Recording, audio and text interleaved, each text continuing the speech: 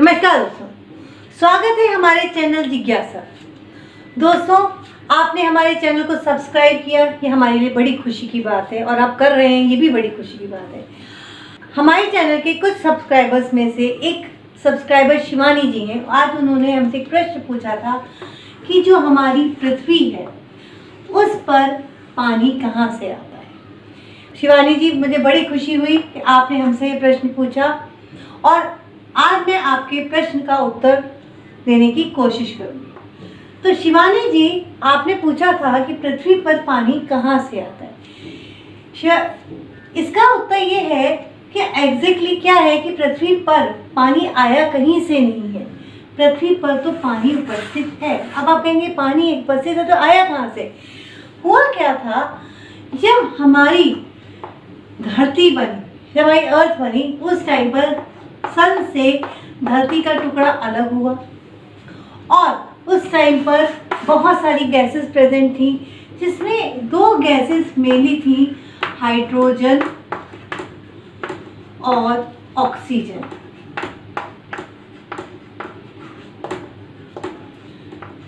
ये जो दो गैसेस थी, ये एक रेशो में जुड़ी 2:1 की, और जब वो इस रेशो में जुड़ी तो आपका पानी का जो अणु था वो बना, पानी का अणु, जिसको हम H2O के नाम से भी जानते हैं। ठीक है, तो इस तरीके से पृथ्वी पर पानी का निर्माण हुआ। तो ये जो पानी है, ये जो वाटर है, ये आपकी पूरी पृथ्वी पर प्रेजेंट है। आप दुनिया के किसी भी जगह चले जाइए, चाहे आप रेगिस्तान चले जाइए, चाहे आप अंटार्कटिका चले जाइए, ये पानी का अणु हर जगह पर उपस्थित है। आप राजस्थान आएंगे, आप किसी भी रेगिस्तान के एरिया में जाएंगे, वहाँ पर आप क्या देखेंगे, वहाँ पे पानी है। आप कहेंगे तो बिल्कुल ड्राई एरिया है, लेकिन ऐसा नहीं है, पानी वहाँ भी उपस्थित है। बहुत सारे तरीके से हम पानी को प्राप्त कर सकते हैं। तो आइए मैं आपको पानी से जुड़ा एक बहुत मजेदार फैक्ट बताती हूँ। सपोज करिए ये हमारे पास एक 20 लीटर की बाल्टी है। अब आप कहेंगे इससे क्या मतलब है। हमने कहा हमारे पास एक 20 लीटर की बाल्टी है और जो हमारी पृथ्वी है उस पर हम ये मानते हैं कि हमारी पृथ्वी पर इतना पानी है। तो इस पानी में से हमारे लिए वो पानी कितना है। तो देखिए, अगर हम 20 लीटर की बाल्टी को में से अगर हम एक मग पानी निकालते हैं, ये हमारा एक मग है मान लीजिए, और ये केवल 500 ml का मग है, तो आपको आश्चर्य होगा कि ये जो 500 ml का मग है, ये जो 20 लीटर का पानी था वो हमारा समुद्री पानी है जो हमारे अर्थ पर प्रेजेंट है। और जो ये हमने मग में निकाला पानी, इस 20 लीटर में से केवल 500 ml वाटर, ये हमारी पृथ्वी पर फ्रेश वाटर की फॉर्म में प्रेजेंट है। और अब आपको मैं आगे बताती हूँ, अगर हम इस मग में से भी पानी निकालें और अगर एक ग्लास पानी हो और इस ग्लास में अगर इस ग्लास का साइज 150 ml है, तो आप जानते हैं इसमें कितना पानी होगा। तो ये जो 150 ml पानी है, ये केवल हमारा पृथ्वी में ग्राउंड वाटर, जो पृथ्वी के अंदर प्रेजेंट है, वो है। ये हमारा पृथ्वी के अंदर उपस्थित जल है। और अगर हम इसमें से भी पानी निकालते हैं, तो अगर हमारे पास एक चम्मच है, मान लीजिए चम्मच है, जिसमें हम अगर स्पून लेते हैं तो इसमें केवल 1 ml का जो आपका साइज है जिसमें पानी है। तो आप क्या जानते हैं, ये जो पानी है, ये जो आपकी नदी है, पॉन्ड है, लेक्स हैं, इसका जो पानी होता है वो इसमें प्रेजेंट होता है। तो अब आप ये सोचेंगे कि इतना पानी उपस्थित होने के बाद आखिरकार हमारे पास कितना पानी है।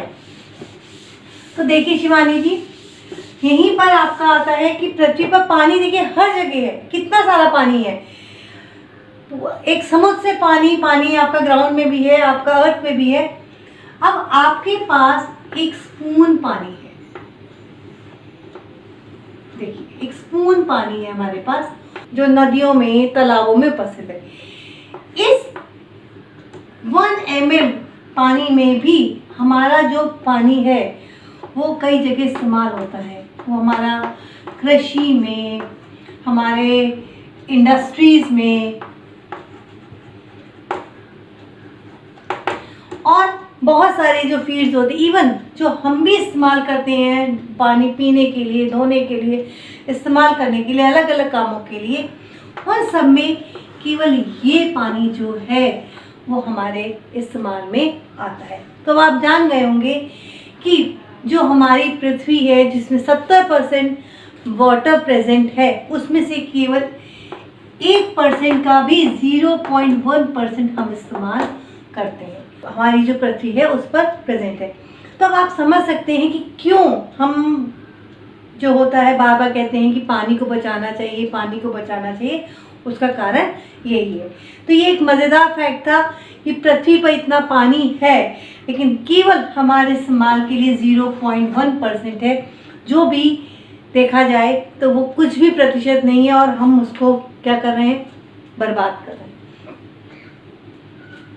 अब इसी से एक और मैं जवाब देना चाहूँगी जिसके लिए मैंने अलग से नहीं समझा कि वीडियो बनाया जाए। शिवानी जी के ही प्रश्न का था कि पृथ्वी पर जो बादल हैं वो कैसे बनते हैं, बादल कैसे आते हैं। तो देखिए शिवानी जी, मैंने आपको बताया था पृथ्वी है, पृथ्वी पर चारों तरफ भाप जो है वाष्प के रूप में प्रेजेंट है। आपको लगा होगा पृथ्वी पर पानी है, देखिए पानी जो है पृथ्वी पर हर वक्त प्रेजेंट है, वो भाप के रूप में प्रेजेंट है।